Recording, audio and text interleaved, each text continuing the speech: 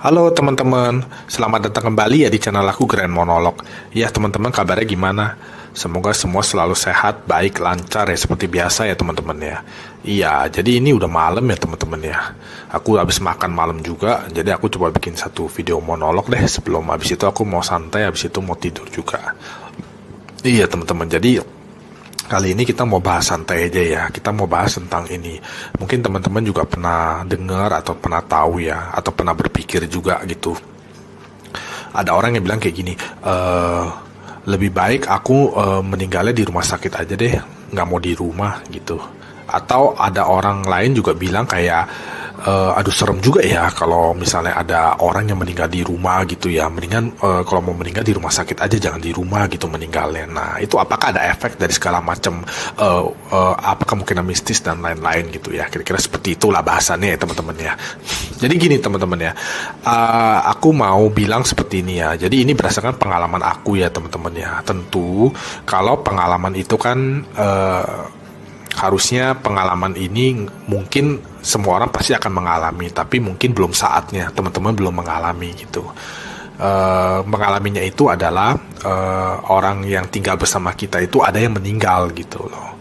Ya, jadi kalau orang lain kan beda ya teman-teman ya, kayak saudara apapun beda. Biasanya yang tinggal sama kita kan udah pasti kebanyakan gitu ya, orang tua kita atau saudara kita gitu, saudara kandung. Nah ini kebetulan aku sebagai seorang indigo dan juga aku udah mengalami satu kali gitu ya teman-teman ya.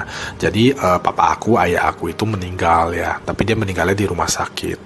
Tapi kan papa aku sama aku, ibu aku, adik aku kan tinggal bareng satu rumah gitu kan. Jadi ya aku bisa menceritakan dari pengalaman aku ini gitu teman-teman. Tapi harusnya aku yakin mungkin semua orang juga mengalami hal yang sama gitu kalau dia bisa melihat begitu ya. Jadinya gini teman-teman ya. Jadi ayah aku atau papa aku itu dia meninggalnya di rumah sakit ya. Dia meninggalnya di rumah sakit, tapi dia tetap arwahnya itu ya, waktu sudah meninggal kan jadi arwah ya, ada arwahnya papa aku itu ya. Nah itu dia tetap kembali ke rumah teman-teman ya, tapi tidak setiap hari kelihatan gitu. Jadinya kalau nggak salah itu sampai 2 bulan atau menjelang 3 bulan. Nah itu ada gitu. Setelah itu aku udah lupa lah pastinya gimana, tapi kalau nggak salah mentok 3 bulan gitulah dia udah arwah papaku udah nggak pernah kelihatan lagi sampai hari ini gitu teman-teman ya. Jadi udah hilang, benar-benar hilang gitu loh teman-teman. Jadi udah nggak kelihatan lagi, jadi cuma bisa dikenang dalam hati dan dalam pikiran gitu ya. Jadi udah nggak bisa lihat lagi. Aku sebagai seorang indigo pun sudah tidak bisa melihat sama sekali gitu arwahnya papaku gitu teman-teman. Nah jadi yang waktu awal-awal dia meninggal itu memang sampai 1-2 bulan begitu dia ada bolak-balik, ada kelihat gitu ya, kayak di rumah, di kamar atau di ruang tamu gitu, atau di kadang-kadang dia kelihatan di kamar mandi, juga ada di mobil, juga ada kelihatan di tempat warung kopi yang papa aku suka mampir gitu ya, ngopi gitu. Nah dia juga pernah kelihatan gitu, dia berdiri aja di situ murung gitu loh. Jadinya gini teman-teman ya aku mau bilang itu adalah bila orang meninggal di rumah ataupun orang meninggal di rumah sakit atau dimanapun ya, itu tetap menurut aku ya, berdasarkan pengalaman yang aku tahu dan aku lihat dan aku yakini ya teman-teman ya, itu tidak ada efek ya teman-teman ya. Bagaimanapun orang yang tinggal sama kita ketika dia meninggal, mau dia dimanapun, pasti dia akan kembali ke rumah dulu dalam bentuk arwah gitu. Dia akan berkunjung gitu teman-teman, itu udah pasti ya. Aku pastikan sebagai seorang indigo itu benar gitu ya teman-teman ya. Nah terus kan ada orang bilang, gimana cara buktiin gitu, cara buktiin kalau arwah orang yang meninggal yang satu rumah sama kita itu dia bisa ke rumah gitu kan. Nah itu orang zaman dulu ada yang bilang tebarin tepung di lantai, nanti kelihatan jejak-jejak kakinya. Nah itu enggak ya, itu hoax ya teman-teman ya, itu enggak terjadi ya, itu tidak bisa seperti itu teman-teman. Jadi arwah manusia itu dia bentuknya adalah transparan, nggak, maksudnya dia kelihatan seperti ada massa, ada berat gitu, tapi dia sebenarnya dia transparan teman-teman. Jadi dia nggak mungkin bisa meninggalkan jejak kaki gitu, kayak ada jejak kakinya gitu. Nah itu aku sih berdasarkan pengalaman hidup aku nggak pernah nggak pernah lihat, dan juga aku yakin tidak bisa seperti itu teman-teman. Nah, jadi satu-satunya indikator itu adalah bagi orang umum ya, orang normal yang bukan indigo itu bagaimana biasanya arwah orang yang meninggal yang tinggal bareng satu rumah dengan kita itu, dia bisa meninggalkan bau ya. Biasanya kalau orang tertentu itu dia bisa mencium bau gitu. Nah, ini papa aku juga kecium baunya teman-teman. Ada bau seperti bau rumah sakit, kayak bau betadine ya, bau rumah sakit. Ada bau rokok ya, papa aku kan perokok ya. Habis itu juga ada bau minyak angin. Papa aku suka banget pakai minyak angin.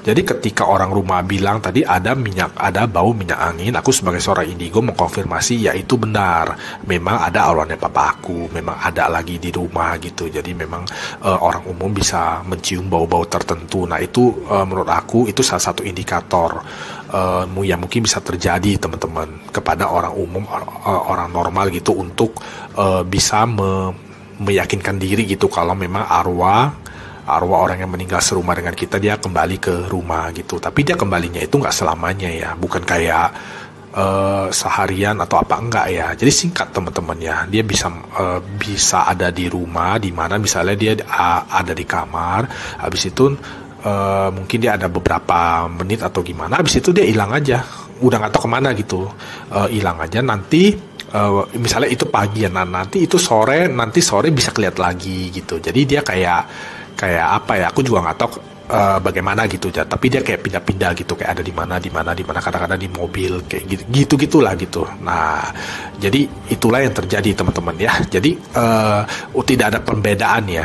Jadi orang mau meninggal di rumah, mau meninggal di rumah sakit, mau meninggal di jalan, di luar dia tetap akan kembali ke rumah teman-teman ya. Itu udah pasti. Jadi nggak perlu khawatir lah kalau memang ada anggota keluarga kita yang meninggal di rumah, apalagi nih misalnya dia meninggalnya di sebuah kamar, lalu teman-teman langsung berasumsi itu kamar jadi angker segala macam. Enggak ya teman-teman ya, itu aku pastikan sebagai seorang indigo itu tidak terjadi ya teman-teman. Jadi orang kalau sudah meninggal dia akan menjadi orang manusia dan dia tidak menetap ya. Jadi dia akan ada di mana-mana. Biasanya dia akan kembali ke tempat yang dia pernah pergi atau dia pernah suka gitu. Nah, jadi dia juga tidak punya apapun lagi urusan dengan dunia ini gitu ya. Jadi nggak mungkin dia akan mengganggu orang atau apa gitu. Nggak mungkin gitu. Meskipun arwahnya itu adalah korban pembunuhan, dia pun tidak bisa melakukan balas dendam begitu. Nggak bisa teman-teman ya. Jadi itu memang udah seperti itu.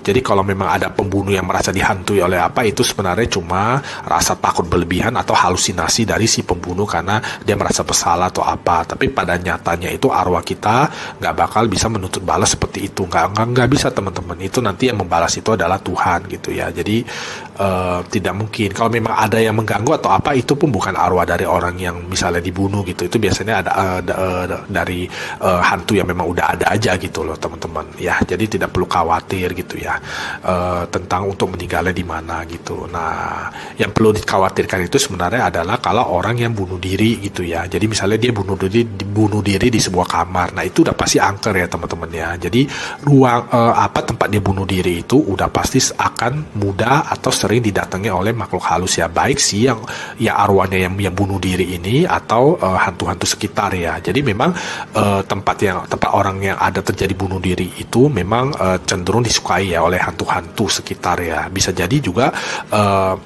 teror yang ada atau penampakan yang ada itu bukan dari yang arwah orang yang bunuh diri itu, tapi dari hantu yang ada di sekitar sana gitu. Jadi memang mereka cenderung menyukai gitu ya teman-teman ya.